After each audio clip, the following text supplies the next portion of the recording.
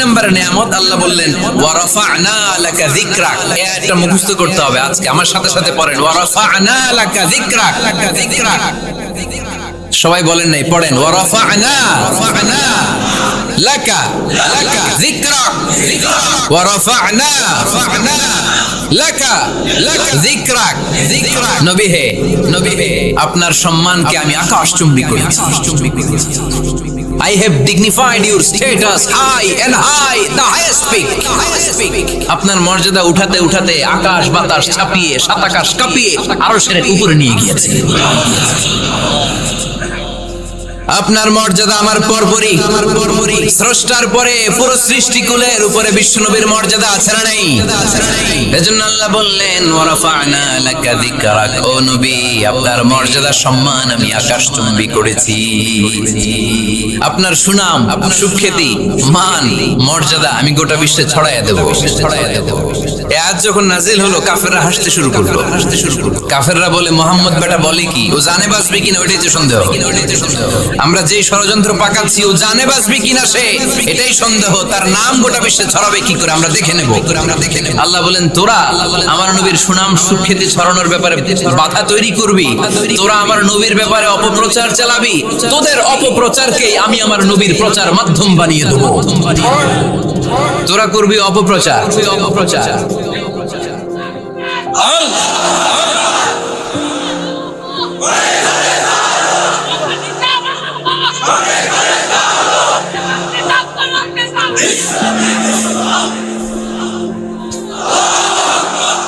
তোদের অপপ্রচারকে আমি আমার নবীর জন্য প্রচার মাধ্যম বানিয়ে দেব। এরকম অনেক সময় হয় না যে কেউ অপপ্রচার করে কারো বিরুদ্ধে, এটা তার জন্য প্রচার হয়ে যায়। কেউ অপপ্রচার চালায়, আল্লাহর মেহেরবানিতে ওইটা তার পাবলিসিটি হয়ে যায়। তার আলাদা করে প্রচার বিভাগের টিম তৈরি করা লাগে না, তার বিরোধীরাই তার প্রচার বিভাগের কাজে নেমে পড়ে। বিশ্বনবী বললেন তোরা, আল্লাহ বললেন তোরা আমার নবীর সুনাম সুখ্যাতিকে থামাবি, তোদের মাধ্যমে আমি বিশ্বনবীর সুনাম সুখ্যাতি গোটা বিশ্বে বুলন্দ করে দেব। আবু জাহেল ঘোষণা দিল, খবরদার, হজের মৌসুম, হাজী সাহেবরা গোটা বিশ্ব থেকে আসবে। আমার দলের কর্মীরা তোরা যেটা করবি সেটা হচ্ছে হাজীদের কাছে যে বলবি মক্কায় নতুন এক পাগল আসছে, নতুন এক জাদুকর আসছে, নাম মুহাম্মদ। নাউজুবিল্লাহ পড়বেন না। খবরদার হাজী সাহেবেরা, এই পাগলের কাছে যেও না। সব হাজীরা গোটা বিশ্ব থেকে এসে মক্কার মিনা প্রান্তরে তাঁবুর ভিতরে ঢুকেছে। আর আবু জাহেলের টিম মেম্বাররা সব তাঁবুর ভিতরে উকি মাইরা কয় খবরদার, নতুন পাগল আইছে। সবাই কয় নাম কি? কয় মুহাম্মদ। নতুন পাগল এসেছে, নাম মুহাম্মদ। নতুন জাদুকর এসেছে, তার নাম মুহাম্মদ। খবরদার তার কাছে যেও না, তার কথা শোনো না, শুনলে তোমরাও পাগল হয়ে যাবা। সে এত বড় জাদুকর, মুহাম্মদ সাল্লাল্লাহু আলাইহি ওয়াসাল্লাম এত বড় জাদুকর। তার জাদু দেখলে, তার কথা শুনলে হাজবেন্ড ওয়াইফের মধ্যে সম্পর্ক বিচ্ছিন্ন হয়ে যায়। সে এত বড় জাদুকর, তার কথা শুনলে বাবা আর ছেলের সম্পর্ক ছিন্ন হয়ে যায়। সে এত বড় জাদুকর, তার কথা শুনলে বন্ধু আলাদা হয়ে যায়।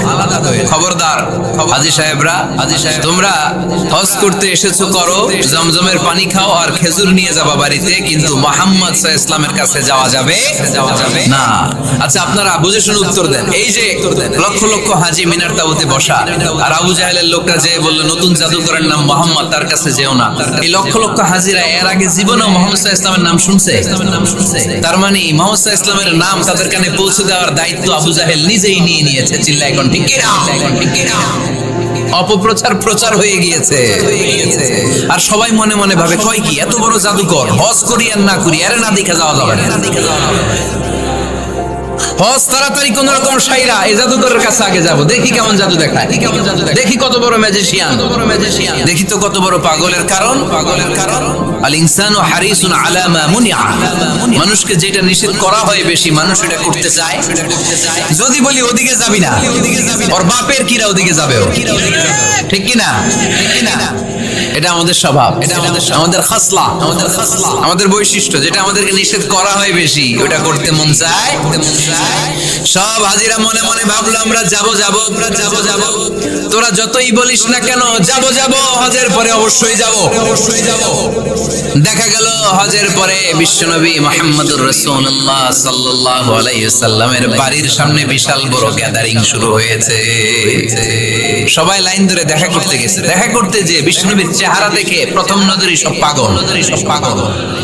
চাঁদের চেয়ে সুন্দর তুমি নবী আমার কামলিওয়ালা, চাঁদের চেয়ে সুন্দর তুমি নবী আমার কামলিওয়ালা, দু জাহানের বাদশাহ তুমি প্যারা নবী সাল্লে আলা, দু জাহানের বাদশাহ তুমি প্যারা নবী সাল্লে আলা, চাঁদের চেয়ে সুন্দর তুমি নবী আমার কামলিওয়ালা।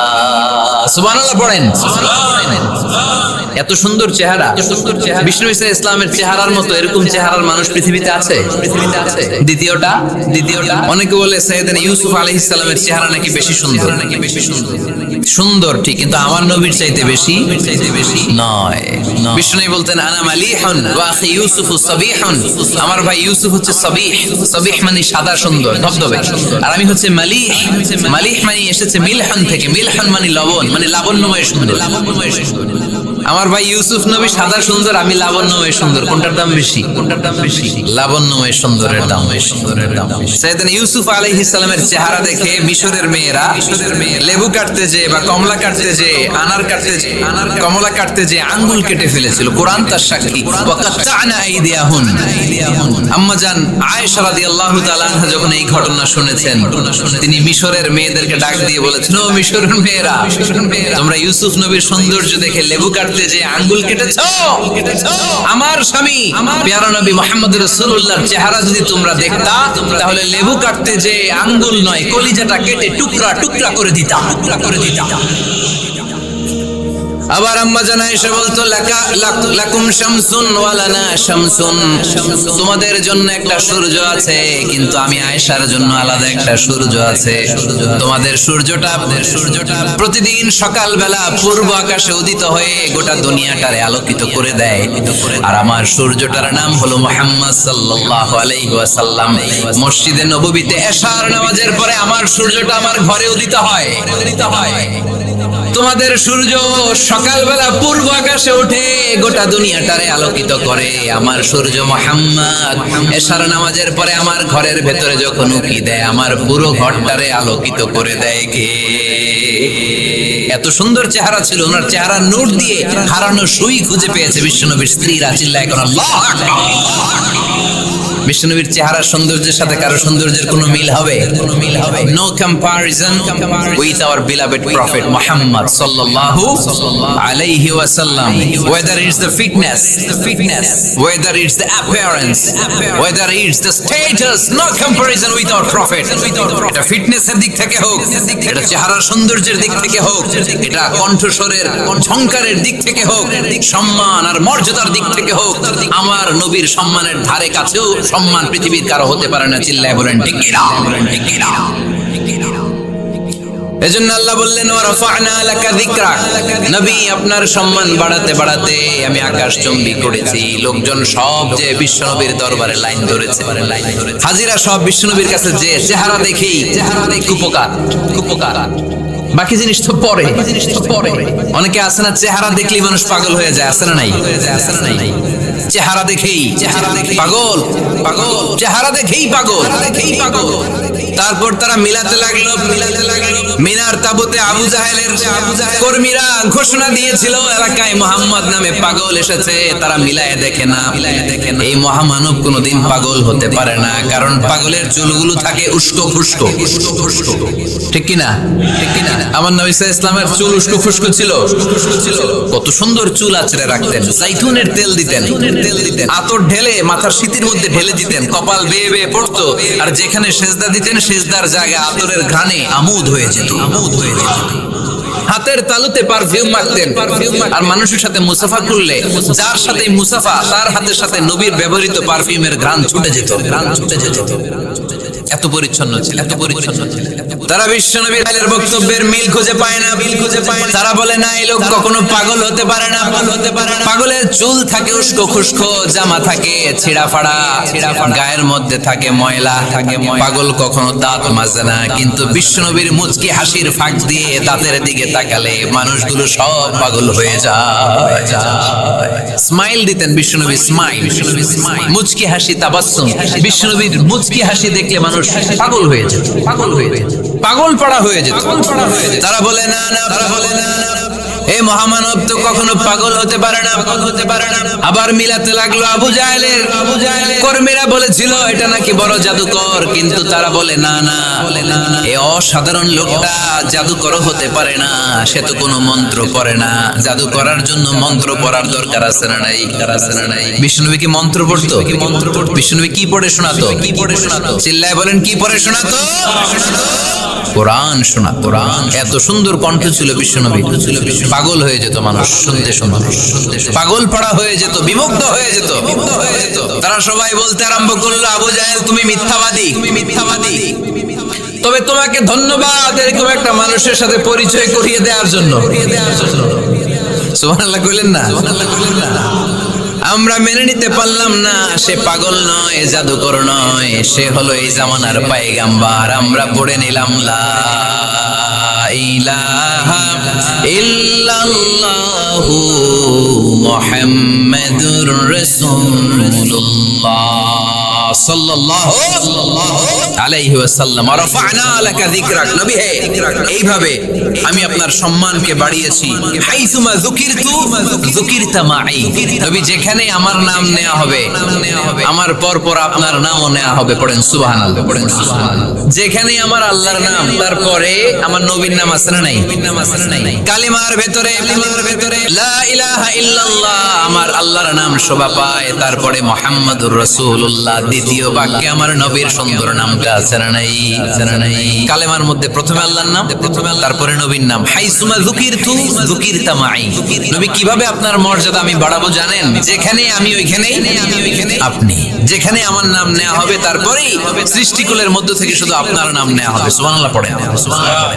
আপনার উম্মতেরা গোটা বিশ্বে সালাত আদায়ের জন্য আযান দিবে, আযানের প্রথম 4 বাক্যে আমি আল্লাহর বড়ত্ব, আল্লাহু আকবার, তারপরের 2 বাক্যে আমি ছাড়া কোনো ইলাহ নাই এটার সাক্ষ্য দেয়া হবে, তারপরের 2 বাক্যে সবাই সাক্ষ্য দিতে বাধ্য আপনি ছাড়া দুনিয়ায় আর কোনো শেষ রাসূল নাই। তার মানে আযানের মধ্যেও আমার আল্লাহর নামের পরে আমার নবীর নাম আছে না নাই? এরপর আমরা একামত দিয়ে জামাত শুরু করি। এই জামাতের আগে যে একামতটা দেই, এই একামতেও আল্লাহর নামের পরে আমার নবীর নামটা আছে না নাই? আল্লাহু আকবার, আল্লাহু আকবার, আশহাদু আন লা ইলাহা ইল্লাল্লাহ, আশহাদু আন্না মুহাম্মাদার রাসূলুল্লাহ সাল্লাল্লাহু। তার মানে আযানে আমার নামের পরে আপনার নাম, ইকামতে আমার নামের পরে আপনার নাম। নামাজের শেষে যখন আমরা শেষ বৈঠকে বসি, সেখানে বিশ্বনবীর উপর দুরূদ আছে না নাই? তার মানে সব জায়গায় বিশ্বনবীর নাম নেওয়াকে আবশ্যক করে দিয়েছে কে? নবী হে, এই গোটা বিশ্বের ভেতরে সূর্য উঠবে, সূর্য ডুববে, শীত যে গ্রীষ্ম আসবে, দিন যে রাত আসবে, এক মুহূর্তের জন্য আপনার নামের আলোচনা থামবে না। চিল্লায়ে বলো ঠিক কি না? রাফা'না লাকা যিকরাক, I have dignified your status very high, very high, very high। অনেক উপরে নিয়েছি, আকাশ বাতাস ছাপিয়ে, সাত আকাশ কাঁপিয়ে আরশ পর্যন্ত আমি আপনার মর্যাদাকে বুলন্দ করেছি।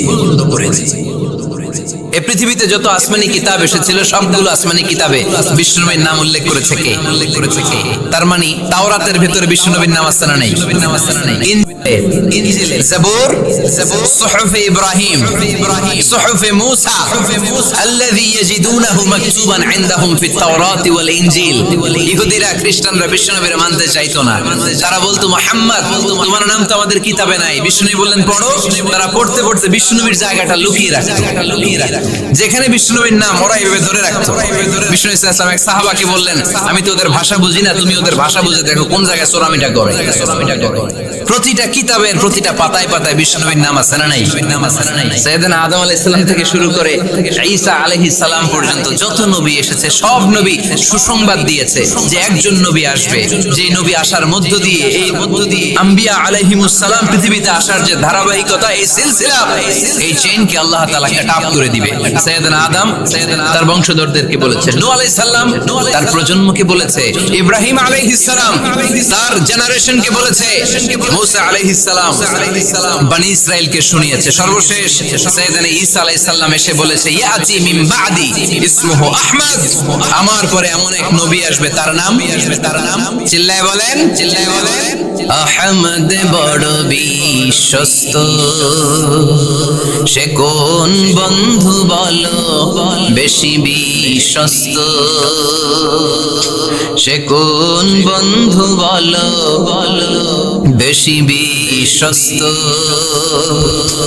কার কাছে মন খুলে দেয়া যায়, কার কাছে প্রাণ খুলে বলা যায়, হওয়া যায় অতি আশ্বস্ত, তার নাম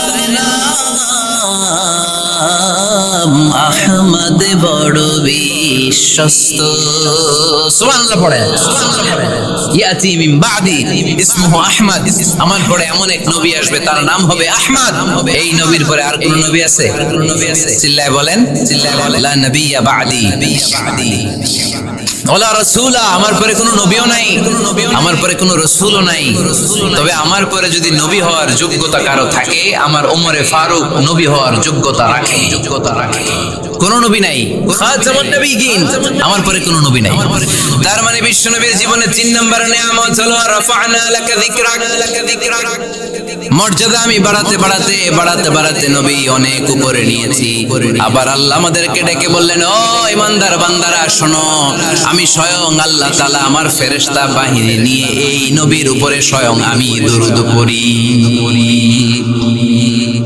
ইন্নাল্লাহা ওয়া মালাইকাতাহু ইউসাল্লুনা আলান নবী ইয়া আইয়ুহাল্লাযীনা আমানু সাল্লু আলাইহি ওয়া সাল্লিমু তাসলিমা। পড়েন আল্লাহুম্মা সাল্লি আলা মুহাম্মাদ ওয়া আলা আলি মুহাম্মাদ কামা সাল্লাইতা আলা ইব্রাহিম ওয়া আলা আলি ইব্রাহিম ইন্নাকা হামিদুম মাজিদ। আল্লাহুম্মা বারিক আলা মুহাম্মাদ ওয়া আলা আলি মুহাম্মাদ কামা বারাকতা আলা ইব্রাহিম ওয়া আলা আলি ইব্রাহিম ইন্নাকা হামিদুম মাজিদ। চিৎকার করে পড়েন সুবহানাল্লাহ। এমন নবী যে নবীর উপর আল্লাহ নিজেই দরুদ পড়ে, ফেরেশতারা পড়ে, এজন্য আমাদের পড়ার দরকার আছে না নাই? আবার আল্লাহ বললেন, নবী আপনি এমন নবী যেই নবীকে আমি হাউজে কাউসার দিয়েছি, লক্ষ লক্ষ নবীদের কাউরে কিয়ামতের দিন আমি হাউজে কাউসারের মালিক বানাবো না, শুধুমাত্র কেবলমাত্র একমাত্র আপনি ছাড়া। ইন্না আ'তাইনাকাল কাউসার ফাসাল্লি লিরাব্বিকা ওয়ানহার ইন্না শানিআকা হুয়াল আবতার। সুবহানাল্লাহ পড়েন। এই হাউজে কাউসারের পানি খেতে চান? পান করতে চান? বিশ্বনবী না দিলে খাইতে পারবো আমরা? হাউজে কাউসার পান করতে চান কারা? হাত তুলে দেখা।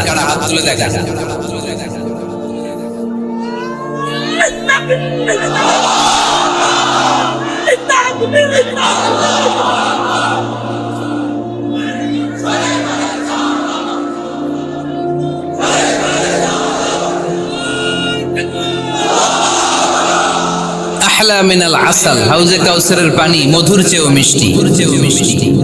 আবরাদু মিনাস সালজ, বরফের চাইতেও ঠান্ডা, আবিয়াদু মিনাল লাবান, দুধের চাইতেও সাদা। মান শারিবা মিনহা শারবাতান লাম ইয়াজমা আবাদা, এক ঢোক হাউজে কাউসারের পানি যে খাবে চিরকালের জন্য তার গলার তৃষ্ণা মিটে যাবে। ওই হাউজে কাউসার বিশ্বনবীকে দিয়ে বিশ্বনবীর মর্যাদা বাড়িয়েছে কে? আবার আল্লাহ বললেন, নবী পৃথিবীর অনেক নবীকে আমি নৈতিক বিজয় দান করেছি, কিন্তু সবাইকে আমি রাজনৈতিক বিজয় দান করি নাই।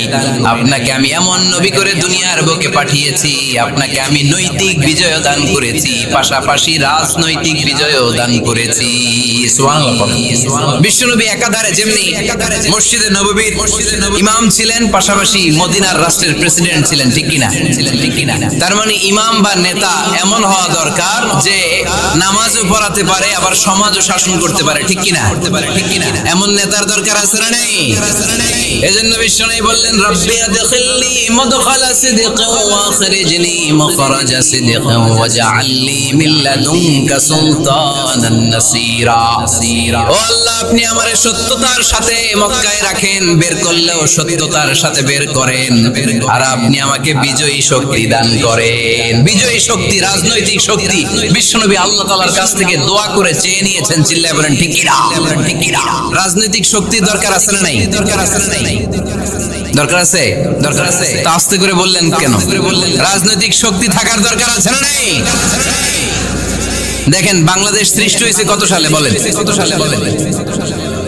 কত সাল? কত সাল? বাংলাদেশের বার্থডে কবে?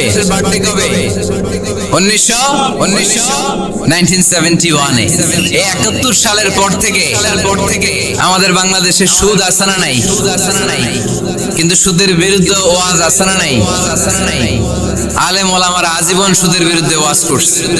আমরা ওয়াজ আগে করতাম, এখন করতেছি, সামনেও করব, মাগার সুদ মরবে না।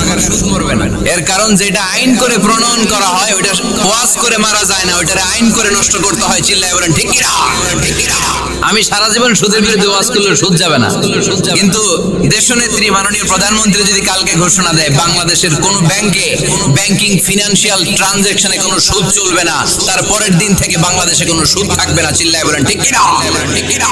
এজন্য সাইয়েদনা ওমর ফারুক বলতেন, ইন্নাল্লাহা লা ইয়াসাউ বিল কুরআন মা ইয়াসাউ বিস সুলতান। আল্লাহ মাঝে মাঝে ক্ষমতার মাধ্যমে এমন কিছু করে যেটা আল্লাহ কোরআনের মাধ্যমেও করে না। চিল্লায়ে বলেন ঠিক কিনা? কালকে যদি ঘোষণা হয়ে যায় 5 ওয়াক্ত নামাজ যদি না পড়া হয় 5 বেত। কয় বেত? কয় বেত? চেয়ারম্যান না পড়লে চেয়ারম্যানের পিছনে 5 বেত, এমপি না পড়লে এমপির পিছনে 5 বেত। কথা বলেন? মাননীয় প্রধানমন্ত্রী যদি এটা ঘোষণা দিয়ে দেয় যে কালকে থেকে নামাজ না পড়লে 5 বেত, এটা সবার জন্য এই আইন। একটা বেনামাজি খুঁজে পাওয়া যাবে? সব কই দৌড়াবে? মসজিদে ওযু থাকলেও দৌড়, না থাকলেও দৌড়। কারণ মায়ের উপরে কোনো ওষুধ আছে? কথা বলেন? কারণ মায়ের ভিটামিন আছে। মায়ের কি আছে? এজন্য ইন্নাল্লাহা লা ইয়াসাউ বিল কুরআন মা ইয়াসাউ বিস সুলতান। মাঝে মাঝে আল্লাহ ক্ষমতা দিয়ে এমন কিছু করে যেটা মাঝে মাঝে আল্লাহ কোরআন দিয়েও করে না। এজন্য অনেক নবীকে নৈতিক বিজয় দান করলো। বিশ্ব নবীকে শুধু নৈতিক বিজয় নয়, পাশাপাশি রাজনৈতিক বিজয়ও দান করেছে কে? তিনটা নিয়ামতের ঘোষণা দিয়ে আল্লাহ বললেন, আলাম নাশরাহ লাকা সাদরাকা ওয়া ওয়াদা'না আনকা বিজরাক আল্লাযী আনকাদা যাহরাক ওয়া রাফা'না লাকা যিকরাক। পড়েন সুবহানাল্লাহ। নবী হে, আপনার মর্যাদা আমি অনেক বাড়িয়েছি। আপনার কথা শুধু মুসলমানেরাই বলে না, হিন্দুরাও বলে। আছে না নাই? গতকাল এক হিন্দু ভাই আমার হাতে হাত রেখে শাহাদা বাক্য পাঠ করে গাজীপুরে মুসলমান হয়ে গেছে। বিশ্বনবীর কথাগুলো যখন তারা শোনে, তারা নিজেদেরকে ধরে রাখতে পারে না। আপনারা মহাত্মা গান্ধীর নাম শুনেছেন? তিনি ভারতের অবিসংবাদিত নেতা। বিশ্বনবীর ব্যাপারে কমেন্ট করেছেন যে এরকম নেতা পৃথিবীতে আর দ্বিতীয়টা কখনো হবে না। মহাত্মা গান্ধী কি মুসলমান না হিন্দু? গোটা বিশ্বের খ্রিস্টানরা বিশ্বনবীকে নিয়ে এখন মাতোয়ারা। মাইকেল এইচ হার্ট খ্রিস্টান একটা বই লিখে গোটা বিশ্ব কাঁপিয়েছেন। দি 100 ranking of the most influential people and person in the world। পৃথিবী কাঁপানো 100 জন মনীষীর জীবনী নিয়ে একটা বই তিনি করেছেন। এই 100 জন মনীষীর জীবনের মধ্যে যাকে নাম্বার 1 তিনি করেছেন, তিনি হচ্ছেন আমার নবী, আপনার নবী, পেয়ারা নবী, বিশ্বনবী মুহাম্মদ রাসূল রাসূলুল্লাহ সাল্লাল্লাহু আলাইহি ওয়াসাল্লাম। মাইকেল এইচার্ট কি মুসলমান? সে একজন খ্রিস্টান। তার মানে ওয়া রাফা'না লাকা যিকরাক, বিশ্বনবীর সম্মান শুধু আমাদের মুখ দিয়ে প্রচারিত হয় না, ইহুদি খ্রিস্টান বৌদ্ধদের মাধ্যমেও বিশ্বনবীর সম্মানকে বাড়িয়ে দিচ্ছে কে? I have studied him, the wonderful man, in my opinion far from the antichrist, and he must be called the savior of humanity. খ্রিস্টানরা বলছে আমরা এই মুহাম্মাদের জীবনী গবেষণা করে পড়েছি, তাকে খ্রিস্টান বিরোধী বলা তো দূরের কথা, তাকে মানবতার ত্রাণকর্তা বলতে হবে। তিনি গোটা বিশ্বের জন্য সুপারম্যান হয়ে পৃথিবীতে এসেছে। As a father, as a teacher, as a lawgiver, as a lawmaker, Muhammad is the superman of the world. স্বামী হিসেবে, পিতা হিসেবে, নেতা হিসেবে, নবী হিসেবে, মুহাম্মদ ইসলাম সাধারণ কোনো মানুষ নয়, তিনি গোটা বিশ্বের জন্য সুপারম্যান হয়ে পৃথিবীতে আগমন করেছে। ওয়ারাফা'না লাকা যিকরাক, নবী দুশ্চিন্তা করবেন না, টেনশন করবেন না, আমি আপনার সম্মানকে বাড়িয়ে দেব। এই তিনটা নিয়ামতের বর্ণনা সূরা ইনশিরাহের ভিতরে বর্ণনা করলেন কে? এরপরে রব্বুল আলামিন বিশ্বনবীকে নিয়ামতের বর্ণনার ঘটনা শুনিয়ে বিশ্বনবীকে সান্ত্বনা বাণী শোনাচ্ছেন আর পড়ছেন ফা ইন্না মা'আল উসরি ইউসরান, ইন্না মা'আল উসরি ইউসরা। নবী গো, নিশ্চয়ই কষ্টের পরে আছে আনন্দ, দুঃখের পরেই আছে সুখ। কষ্টের পরে আনন্দ, দুঃখের পরে the struggle is impermanent in our life. দুঃখ কষ্ট এটা আমাদের জীবনে পার্মানেন্ট না, এটা সাময়িক। আচ্ছা, আওয়াজ করে উত্তর দেন তো, এক বছরে কয়দিন আপনাদের ফরিদপুরে? কয়দিন? 365 দিন। গত 365 দিনে না খেয়েছিলেন কয়দিন? 20 দিন, 30 দিন। তার মানে অল্প কিছুদিন না খেয়েছিলাম, সারা বছরই খেয়েছিলাম, ঠিক কিনা? আচ্ছা, তো 365 দিনে অসুস্থ ছিলেন কয়দিন? 4-5 দিন, কিংবা 20 দিন, কিংবা 1 মাস, কিংবা 56 দিন, কিংবা 65 দিন। তার মানে বাকি 300 দিন আরামে ছিলাম কি ছিলাম না? তার মানে আমাদের জীবনে দুঃখ বেশি না আনন্দ বেশি? সুখ বেশি না কষ্ট বেশি? এজন্য আল্লাহ বললেন খবরদার, মুমিন কখনো হেরে যায় না। মুমিনের হারাবার কিছু নাই। মুমিনের জীবনে যদি আনন্দ আসে, মুমিন শুকরিয়া করে, শুকরিয়া করলে সওয়াব আছে না নাই? আর মুমিনের জীবনে যদি দুঃখ আসে, মুমিন সবর করে, ধৈর্য ধরে, ধৈর্যেও সওয়াব আছে না নাই? তাহলে আমাদের সব দিক দিয়েই চলা। আনন্দের দিনগুলোতে শুকরিয়া করব, আর দুঃখের দিনগুলোতে ধৈর্য ধরবো, দুইটার মধ্যে সওয়াব আছে না নাই? এজন্য বিশ্বনবী বললেন আজাবান লি আমরিল মুমিন, মুমিনের বিষয়টা খুবই আশ্চর্যের। ফাইন আসাবাতহু সাররাউন শাকারা, মুমিন যদি আনন্দে থাকে সে শুকরিয়া করে, শুকরিয়া করলে লাভ আছে না নাই? ওয়াইন আসাবাতহু দাররাউন সাবারা, আর দুঃখে পড়লে সে সবর করে, ধৈর্য ধরে, ধৈর্য ধরলে সওয়াব আছে না নাই? তার মানে আমাদের হারাবার কিছু আছে। মাঝে মাঝে আল্লাহ আমাদেরকে দুঃখ কষ্ট দিয়ে পরীক্ষা করতে চান, এগুলো আমাদের জন্য খারাপ নয়। এই দুঃখ কষ্ট বিপদ আমাদের কোমরকে সোজা করে, আমাদের পায়ের মাটিকে শক্ত করে, চিল্লায় বলেন ঠিক কিনা? প্রতিকূল পরিবেশে কিভাবে বাঁচতে হয় এই দুঃখ কষ্ট আমাদেরকে শেখায়। এজন্য মুমিন বান্দার বৈশিষ্ট্য হচ্ছে দুঃখ কষ্ট, বেদনা, জ্বালা, এগুলোতে সে আপসেট হয় না, সে হাল ছেড়ে দেয় না, সে ভরসা রাখে একজনের উপর। চিল্লায় বলতে হবে তিনি কে? কারণ মুমিন জানে রাত্রি যত গভীর হয়, অন্ধকার তমানিসা ভেদ করে সুবহে সাদিক হয়। মুমিন জানে গর্ভবতী নারীর পেটের ব্যথা যেই দিন বাড়তে থাকে, ওই দিনই নতুন মেহমান আগমনের সময় ঘনাতে থাকে। মুমিন জানে তার জীবনে দুঃখ কষ্ট বিপদ যত বাড়তে থাকে, সুখের দিন কাছে আসতে থাকে। এজন্য মুমিনের হারাবার কিছু নেই। ফা ইন্না মাআল উসরি ইউসরা, ইন্না মাআল উসরি ইউসরা। নবী হে, কষ্টের পরেই আছে আনন্দ, দুঃখের পরেই আছে সুখ। আপনি সমস্যায় পড়েছেন, ওই সমস্যার সমাধানও আছে না নাই? এই পৃথিবীতে এমন কোন সমস্যা আছে যেটা সমাধান নাই? কথা বলেন। সমস্যা তৈরি করেছে কে? আবার সমাধানও দিয়েছে কে? আল্লাহ doesn't create a law, without it's কি। আল্লাহ কখনো চাবি না বানাইয়া ওইটার তালা বানায় নাই। কথা কন, তালাও যেহেতু আছে ওই তালার চাবিও বানিয়েছে কে? মা আনসালাল্লাহু দান ইল্লা আনসালাল্লাহু লাহু শিফা। আল্লাহ দুনিয়ায় এমন কোন রোগ পাঠায় নাই যেই রোগের ঔষধ বানায় নাই। এমন কোন রোগ নাজিল করে নাই যেই রোগের কোন চিকিৎসা বানায় নাই, হয়তো সেটা আবিষ্কার হয় নাই। অনেকে ক্যান্সারের কথা বলতে পারেন যে হুজুর ক্যান্সার এমন রোগ, এই ক্যান্সার তার নাই কোনো অ্যানসার, কিন্তু বিজ্ঞানীরা বলতেছে এটারও অ্যানসার আবিষ্কৃত হচ্ছে। সুবহানাল্লাহ কইবেন না? কিছু কিছু ক্ষেত্রে হয়েও গিয়েছে। এজন্য দুঃখের পরেই আছে সুখ, কষ্টের পরেই আছে আনন্দ। এই দুনিয়াটাই এরকম, কষ্টের পরই আনন্দ। দেখবেন তারাবির নামাজ 20 রাকাত পড়তে কষ্ট লাগে না? কোমরে ব্যথা, হাঁটুতে ব্যথা, কিন্তু 20টা রাকাত যখন শেষ করে মসজিদ থেকে বের হই একটা আনন্দ আছে না নাই? কষ্ট করে পরীক্ষার জন্য প্রিপারেশন নিলেন আপনি কয়েক মাস, কিন্তু ফলাফল যখন ভালো হয় তখন একটা আনন্দ আছে না নাই? সারাদিন রোজা রাখলেন রমজানে, কি কষ্ট, কি তৃষ্ণায় গলা ফেটে যায়, কিন্তু ইফতারির সময় যখন রুহ আফজা শরবতটা খাই কেমন লাগে? একটা আনন্দ আছে না নাই? এজন্য আল্লাহ বললেন ফাইন্না মাআল উসরি ইউসরান, ইন্না মাআল উসরি ইউসরা। ও নবী, কষ্টের দিন মক্কায় অল্প কিছু দিন, মদিনাতে আনন্দের দিন অপেক্ষা করছে। আমাদের জীবনে যদি দুঃখ কষ্ট আসে আমরা ধৈর্য ধরবো, তাওয়াক্কুল করবো একজনের উপর, তিনি কে?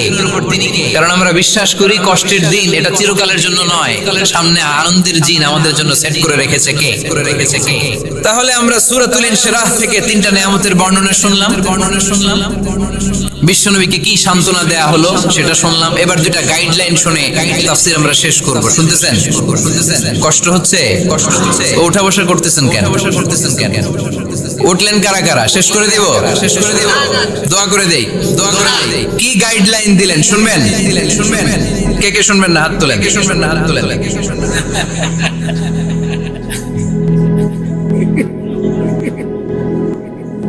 কষ্ট হইতেছে? গরম লাগতেছে না? আমিও ঘামতেছি আপনাদের সাথে সাথে। অনেক গ্যাদারিং হয়ে গেছে, আসেন আল্লাহর নামে 3টা তাকবীর দেই, তারপর কোন 2টা গাইডলাইন তিনি বিশ্বনবীকে দিলেন ওই নির্দেশনা বাণীটুকু শুনে আজকে আমরা বিদায় নিব। আওয়াজ করে পড়তে হবে লিল্লাহে তাকবীর, লিল্লাহে তাকবীর, লিল্লাহে তাকবীর। গাইডলাইন নাম্বার 1, ফাইদা ফারাগতা ফানসাব। নবী আপনি যখন অবসর হন আপনি ইবাদতে মশগুল হন। ফানসাব ফিল ইবাদা, তাফসীর ইবনে কাসিরে এসেছে আপনি ইবাদতে মশগুল হন যখন আপনি অবসর পান। অবসর আল্লাহর দেয়া বড় নিয়ামত, এটা বিশ্বাস করেন? অবসর কিন্তু নিয়ামত। আমরা অনেকেই অবসর সময়কে কাজে লাগাই না, কিন্তু অবসর চলে যাওয়ার পরে যখন ব্যস্ত হয়ে পড়ি তখন বলি হায় রে অবসরটা যদি কাজে লাগাইতাম। পরীক্ষার পরে 3 মাস ছুটি ছিল, এই 3 মাস অবসরে যদি পড়তাম তাইলে তো আজকে ভার্সিটিতে চান্স পেয়ে যেতাম। ঠিক কি না? এজন্য বিশ্বনবীর আল্লাহ বললেন নবী ফাইদা ফারাগতা ফানসাব ওয়া ইলা রাব্বিকা ফারগাব। মাদানী জীবনে, মাক্কি জীবনে, দাওয়াতি কার্যক্রমের পরে, রাষ্ট্রীয় কার্যক্রমের পরে যখনই আপনি অবসর পাবেন তখনই আপনি ইবাদত করেন, তখনই বেশি বেশি আল্লাহর কাছে দোয়া করে। দোয়াটা খুব শক্তিশালী, কিন্তু আমরা অনেকে জানি না কি করে দোয়া করতে হয়। সিনসিয়ার দোয়া ইজ লাইক এ মিসাইল। আপনারা প্রায় পত্রিকায় শুনবেন আমেরিকা অমুক দেশে মিসাইল হামলা করেছে, শুনছেন? মিসাইল হামলা এমন হামলা কত সেন্টিমিটার বেগে যে কোন জায়গায় অ্যাটাক করবে, যেখানে মারার কথা ওখানে পড়বে। ঠিক দোয়াটা হচ্ছে মিসাইলের মতো। আপনি যদি দোয়ার মতো দোয়া করতে জানেন ওই দোয়াটাও জায়গা মতো যে ভেদ করবে। চিল্লা এখন ঠিক কিনা? কিন্তু আমরা দোয়া করতে জানি না, কি করে দোয়া করতে হয় এটা জানি না। বিশ্বনবীকে আল্লাহ বললেন নবী ফাইদা ফারাগতা ফানসাব, যখন আপনি অবসর হবেন তখন আপনি দোয়া করেন, আল্লাহর কাছে চান। বেশি বেশি চাইলে খুশি হয় কে? তার মানে প্রথম ঘোষণা হলো ফাইদা ফারাগতা ফানসাব। প্রথম নির্দেশনা হলো নবী যখনই আপনি অবসর পাবেন ইবাদত করবেন এবং দোয়া করবেন, বেশি বেশি আল্লাহর কাছে চাইবেন। 2 নাম্বার নাম্বার দিক নির্দেশনা হলো ওয়া ইলা রাব্বিকা ফারগাব, সব সময় আপনি আপনার আল্লাহর দিকে মনোনিবেশ করবেন। বিপদে পড়লে ডাকবো কারে? আমাদের অসুস্থতাকে সুস্থতায় পরিণত করে দিতে পারে কে? চাকরির জন্য পাগল পারা, চাকরি নাই, চাকরির ব্যবস্থা করে দিতে পারে কে? বিদেশে যেতে মনে চায়, পাসপোর্ট দিয়ে রেখেছি, ভিসা নাই, ভিসা লাগাই দিতে পারে কে? কিন্তু আমরা দুঃখ কষ্ট বেদনা কিছু একটা হইলেই সবার আগে আল্লাহরে শেয়ার করার আগে ফেসবুকে শেয়ার মাইরা দিই। আছে না নাই? আপনাদের ফেসবুক অ্যাকাউন্ট আছে নাকি? কার কার আছে দেখি?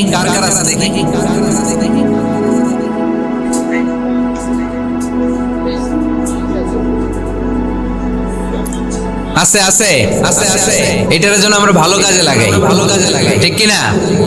আপনি চাইলেই এমন ভাবে ফেসবুক ফ্রেন্ড লিস্ট করতে পারেন যারা ভালো ভালো জিনিস শেয়ার করে, যারা মোটিভেশনাল জিনিস শেয়ার করে, ইসলামের পক্ষে কথা বলে। আপনার এক একটা শেয়ারে অনেকের জীবন বেঁচে যেতে পারে, ঠিক কিনা? একজন মুমূর্ষ রোগীকে বাঁচাতে রক্তের প্রয়োজন, রক্তের গ্রুপ এ পজিটিভ। যারা রক্ত দান করতে আগ্রহী তারা এই নম্বরে যোগাযোগ করুন। ফেসবুকে মাঝে মাঝে এরকম নিউজ আসে না নাই? আপনি just you put down in শেয়ারের মধ্যে একটা পুট করে দিলেন, একটু শেয়ার মেরে দিলেন, ছড়িয়ে পড়লো হাজার হাজার ফেসবুক ফ্রেন্ডদের কাছে। তাদের অনেকে ব্লাড দিতে আগ্রহী, সে তাড়াতাড়ি যে সেখানে ব্লাড ডোনেট করে আসলো। আপনার একটা শেয়ারের কারণে বেঁচে গেল অনেকগুলো প্রাণ। চিল্লা এখন ঠিক কিনা? রক্তদানের মতো শ্রেষ্ঠ ইবাদত হতে পারে? আমরা মনে করি শুধু জিকিরি ইবাদত, আমরা মনে করি শুধু নামাজি ইবাদত। রক্তদান, এক ব্যাগ রক্ত থেকে অনেক মানুষকে বাঁচানো যায়। এর মধ্যে আছে হিমোগ্লোবিন, এর মধ্যে আছে প্লাটিলেট, আছে প্লাজমা। রক্তে একটা উপাদান আছে প্লাজমা, নাম শুনছেন? আগুনে পোড়া রোগীকে বাঁচাতে এই প্লাজমা লাগে। হসপিটাল বার্ন ইউনিটে যেয়ে দেখবেন মানুষ কিভাবে চিল্লায়। নুসরাত নামে একটা মেয়ে মারা গেল না? এক বদমাইশের কবলে পড়ে মারা গেল না? তাকে আগুন জ্বালিয়ে দেওয়া হয়েছিল তার গায়ে, তার প্লাজমা গুলো জ্বলে গিয়েছিল। আগুনে পোড়া রোগীর যে কি কষ্ট, একটু দেখার জন্য হসপিটালের বার্ন ইউনিটে যাবেন, দেখবেন যে কি কষ্টে আছে তারা। এই প্লাজমা গুলোকে অনেক সেন্টিগ্রেড তাপমাত্রা নামিয়ে ঠান্ডা করে দেহে পুশ করা হয়। আপনার এক ব্যাগ রক্ত থেকে প্লাজমা আলাদা করা হবে, প্লেটলেটস আলাদা করা হবে, হিমোগ্লোবিন আলাদা করা হবে, শ্বেতকণিকা, লোহিত কণিকা আলাদা করে অনেকগুলো মানুষ বেঁচে যাবে। এজন্য ফেসবুক থাকাটা দোষের কিছু না, তবে ভালো কাজে আমরা ব্যবহার করব, ঠিক কিনা?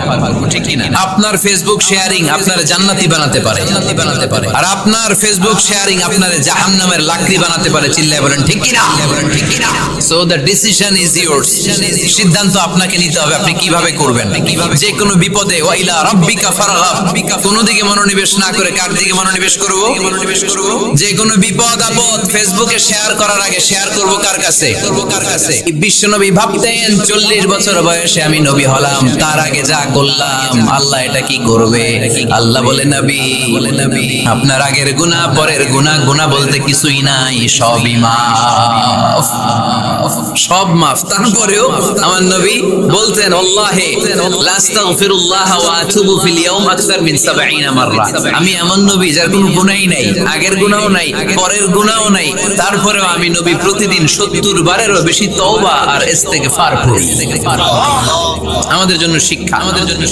তাহলে আল্লাহ বললেন ওয়া ওয়াদানা আনকা বিজরাক, পাপের বোঝা আমি নামিয়ে দিলাম। বিশ্বনবীর কোনো পাপ নাই, পাপ মুক্ত।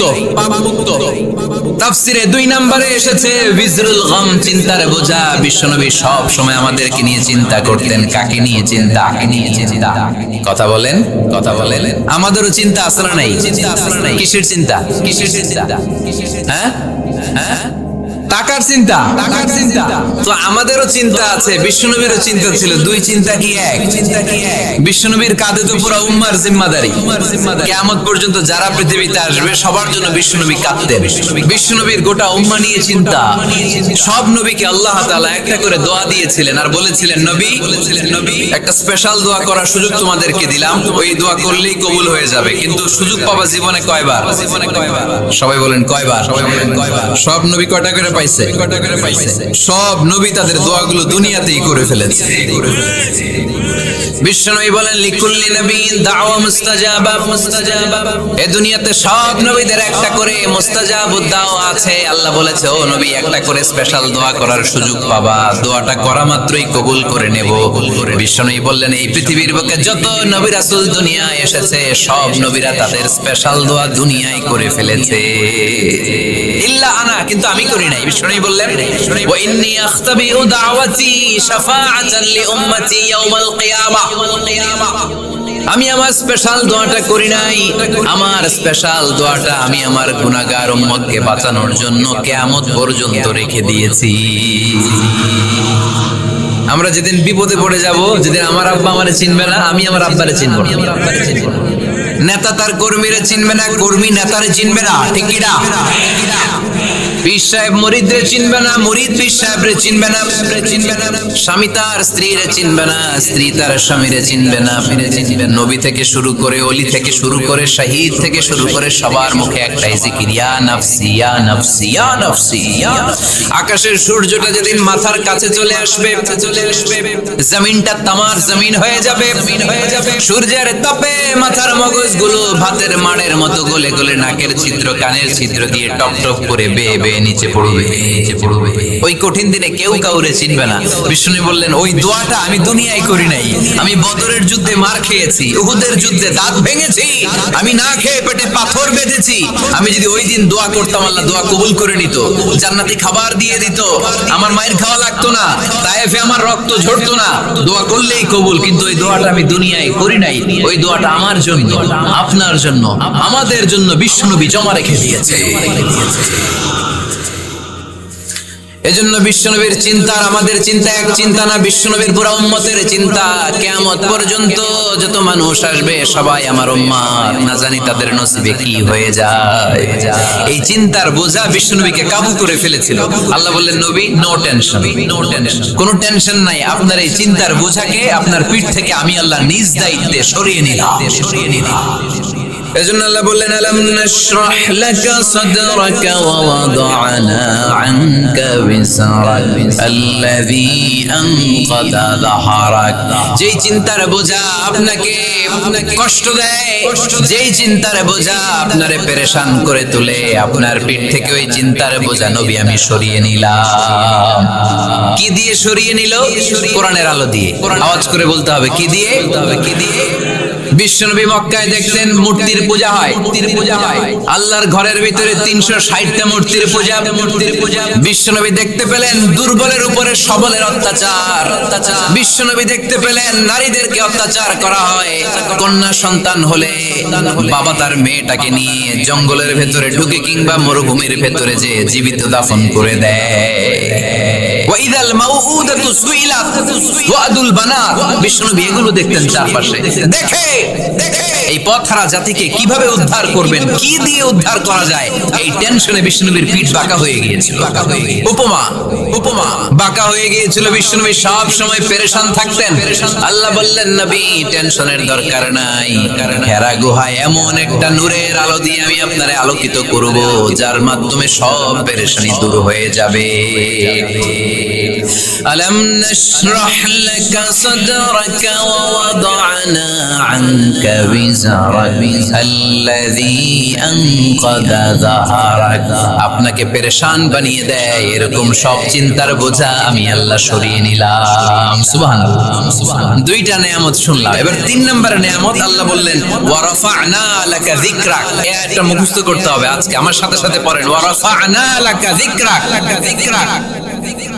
সবাই বলেন নাই, পড়েন ওয়া রাফা'না লাকা যিকরাক ওয়া রাফা'না লাকা যিকরাক।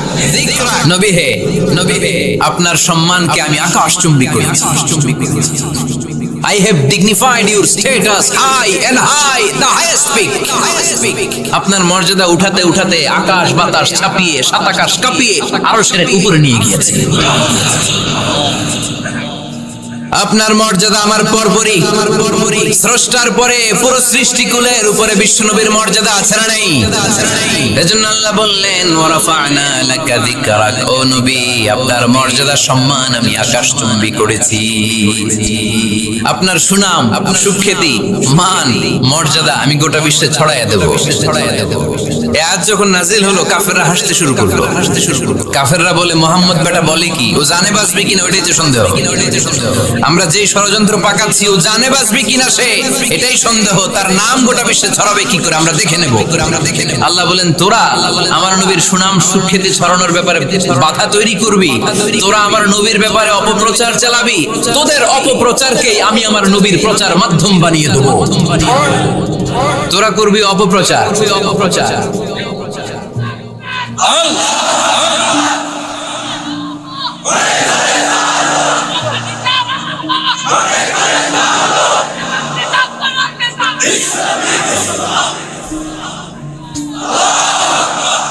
তোদের অপপ্রচারকে আমি আমার নবীর জন্য প্রচার মাধ্যম বানিয়ে দেব। এরকম অনেক সময় হয় না যে কেউ কেউ অপপ্রচার করে কারো বিরুদ্ধে, এটা তার জন্য প্রচার হয়ে যায়। কেউ অপপ্রচার চালায়, আল্লাহর মেহেরবানিতে ওইটা তার পাবলিসিটি হয়ে যায়। তার আলাদা করে প্রচার বিভাগের টিম তৈরি করা লাগে না, তার বিরোধীরাই তার প্রচার বিভাগের কাজে নেমে পড়ে। বিশ্বনবী বললেন তোরা, আল্লাহ বললেন তোরা আমার নবীর সুনাম সুখ্যাতিকে থামাবি, তোদের মাধ্যমে আমি বিশ্বনবীর সুনাম সুখ্যাতি গোটা বিশ্বে বুলন্দ করে দেব। আবু জাহেল ঘোষণা দিল খবরদার, হজের মৌসুম, হাজী সাহেবরা গোটা বিশ্ব থেকে আসবে। আমার